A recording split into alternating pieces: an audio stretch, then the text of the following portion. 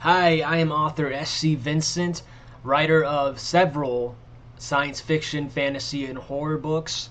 You can find me on Amazon.com. If you just type in S.C. Vincent, you'll see several great books, such as The Sakura Element, East the Fallen, and The Arcadian Destiny.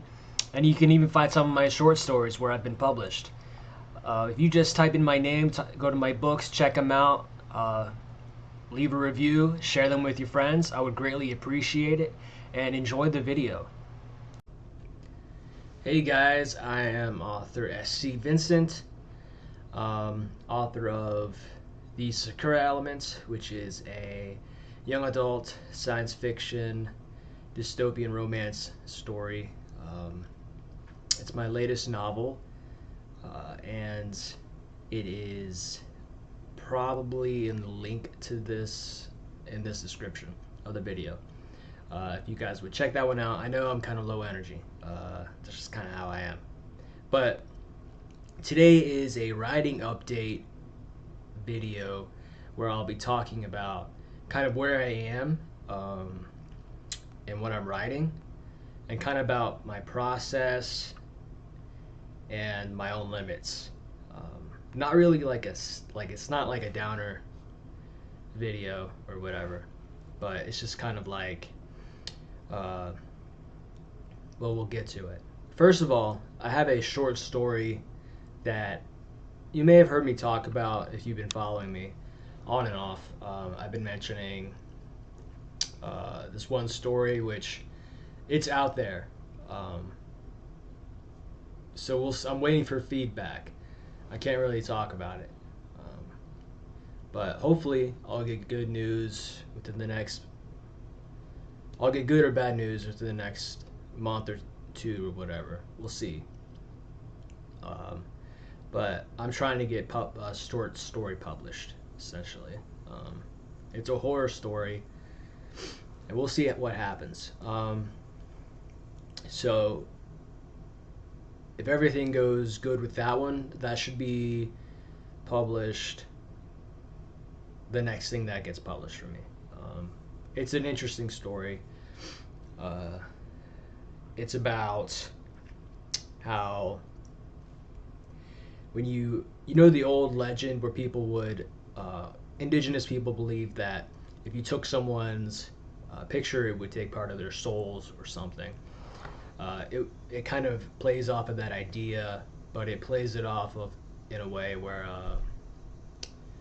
like it brings the occult into it, like this. I'm not like very good at talking about my own stories, so I don't want to spoil it. I'll talk about something else. I'll move on. I'm not good. So I had this. The main aspect of this video is I have this novel I've written, and it's called. I've also talked about this for a couple years now. It's called Project Midas. It's a space fantasy type of book, kind of like Star Wars. I guess that would be the closest thing to compare it to Star Wars, or Outlaw Star meets Cowboy Bebop, whatever, with like the Greek kind of influence, because the Midas touch type of thing. So this was, I wrote this story. I had a really cool idea for the story, and I thought it would be like a great book series. And I was really counting on this to be the book series for me, because I noticed that a lot of authors, the way they get like famous or get followers is that they have series, right? That tends to be how it works. People want to invest in authors that have book series. Instead of like, so what I've been doing is just one individual novel, one individual story, one after the other. I've been doing this. I've been releasing every year since 2021, and relatively my follower base is stayed the same, or perhaps gone down. From like, there was a really high when I first started, and then it's just kind of going like that. So I thought, okay, well, what people want to do is they want to get franchised too, and that's true. Um, it's easier to sell a franchise than it is to sell an individual story. And I thought this one story I had plotted out to great depth, a lot of the lore and a lot of what it was going to be sequel wise. Um, and I had written a little short story prequel, and I had the novel written. Um, then the time came to write the sequel because I was gonna write them all and then I was gonna release them. So I was rereading, and this is several years later. This is recent after I wrote the first book. Which these keep in mind these have never not been released. So I'm rereading them in order to kind of freshen up on it and kind of get back into that same feeling and that same mindset of that first story. Um, and I'm like halfway through it, I'm like realizing that the story doesn't inspire me to write a sequel. And I'm realizing a lot of these things um, are not, the story beats are not like interesting enough to really carry, I think, the reader along the plot, along the entire story. I think, or at the very least, I think it could be a tighter story. I think it could be a better book if I was to release, if I was to rewrite the story and include the other elements from the sequels and maybe even prequel into this book, at least aspects of them, and rewrite it, make the story a little different, um, but keep, of course, some of the major elements, and release it as just an individual story. Otherwise, I'm going to be stretching it out into an uninteresting six book long story that personally I'm not interested in. Because if you're the author and you're sitting there reading your own book and you're like, man, this one's not clicking, that's literally never happened to me. Every time I've reread something of my own, at least at the time of me needing to re-edit it or be ready to release it, or years later I read it and I'm like, something about it will be like, oh, that's interesting. I could have done this better, but I can still read more. Um, but this one, it's just like I'm there, and I'm like, man, I could do that. I could do so much better. And it is the first draft of the story. So, but the way I imagine it is that I think that I need to rewrite the entire, not the entire thing, but rewrite it significantly, which will take me a while because I don't have as much time as I used to. Because when I would, and I know I say a lot. I say I have these, I'm very bad at the YouTubing and the like radio aspect. So just bear with me if you would, if you're actually watching this. What was I saying? So to continue that story would not make sense in that way. So right, I'm going to rewrite it into one story for the sake of the story, to make it a good, to give it what it deserves. Because I don't want to just release crap.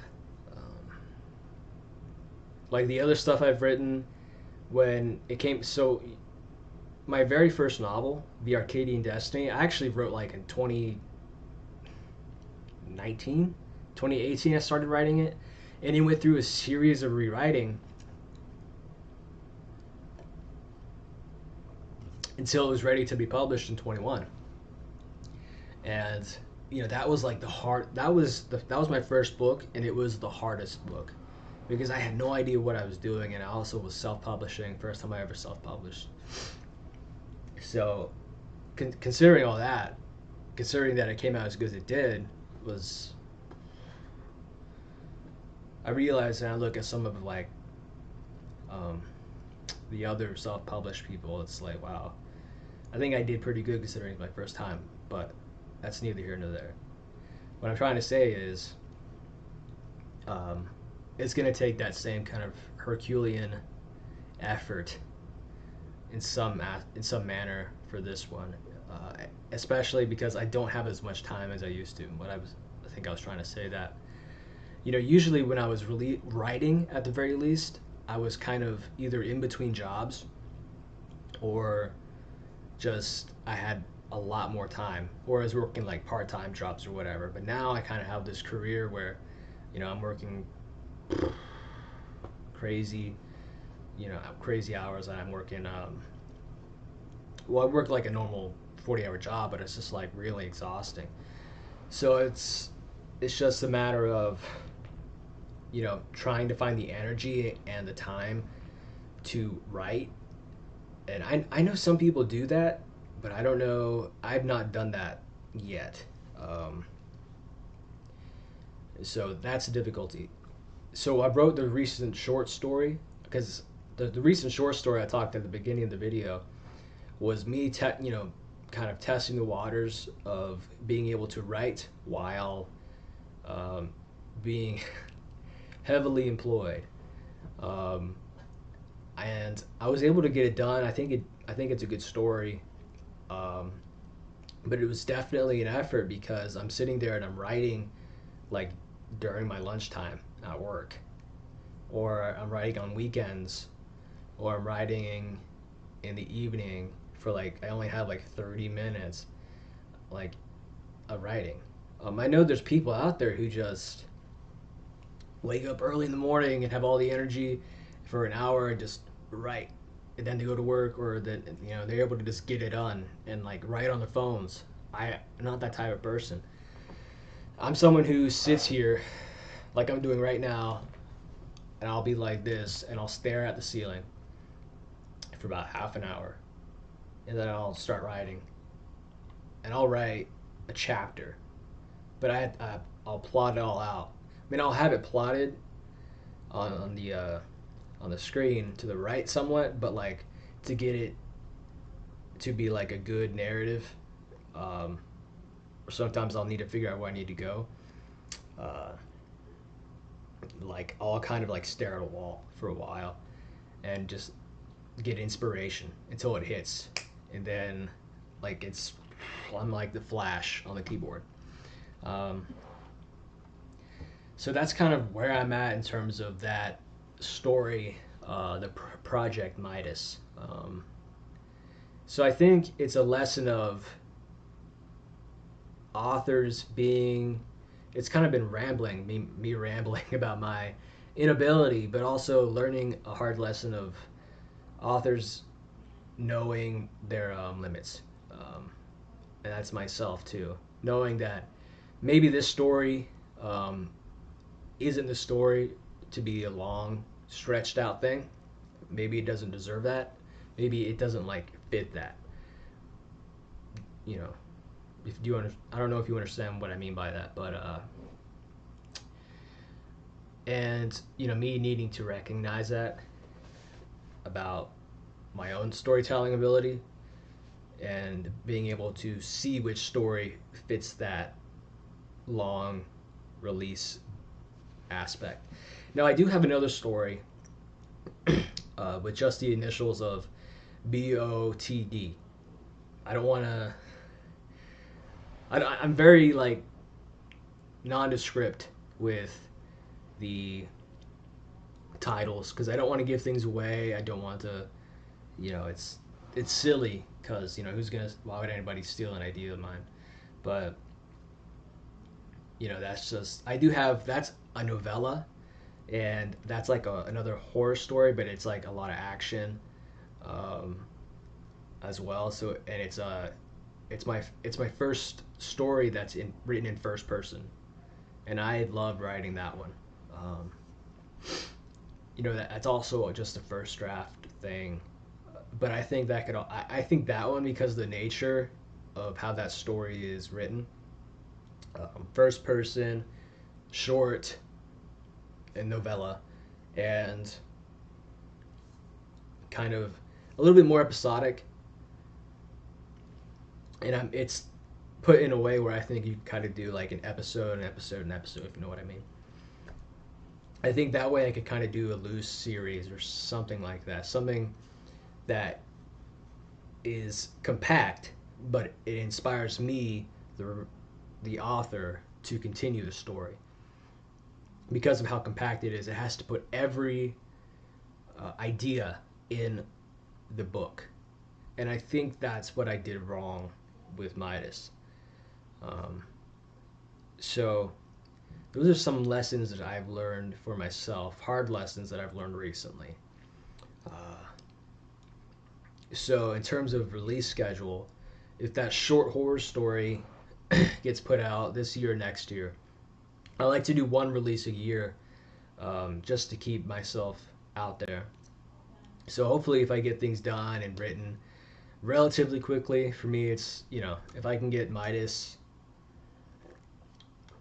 um, taken care of within this year and next year, I can release it in 2016 if I self-publish it, which will probably be the case.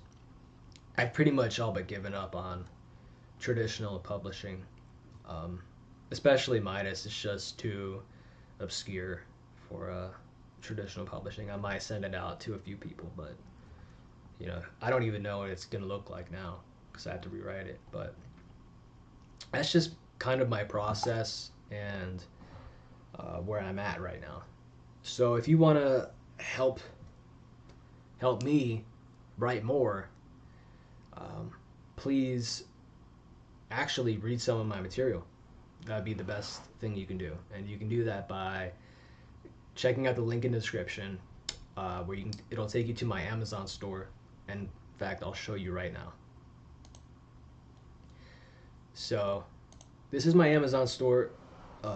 This is my profile rather, and the most popular book is the Sakura Element. But I will say it has no reviews. So people are getting the book, but nobody's leaving reviews. So if you guys would please check out this story. It is like I said, a young adult post-apocalyptic science fiction story with romance. It is about a genetically modified high school girl who enters the gentry on her first day of school.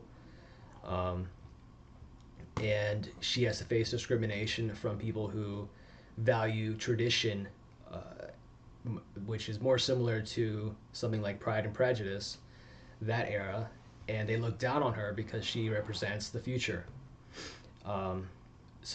However, the love triangle develops between the people who value tradition, and herself, and so they have to fight against the bad, which is the evil government or whatever, and find peace within each other, knowing that there's differences, which is a terrible pitch and logline, but that's the best I can do. I'm not very good at this stuff, but when tradition means damnation and the future is the past. Alea Academia's School for the Elite, genetically modified Oka Latale, faces discrimination orchestrated by fellow student Alan Dubois. Alan enforces a caste system by the purveyors of tradition, keeping modified people in the bottom rung of society. But Oka's gumption inspires him to start a fencing tourney where everything is at stake. If she loses, her life in high society is over, but if she wins, so ends the bullying of all mods in the school.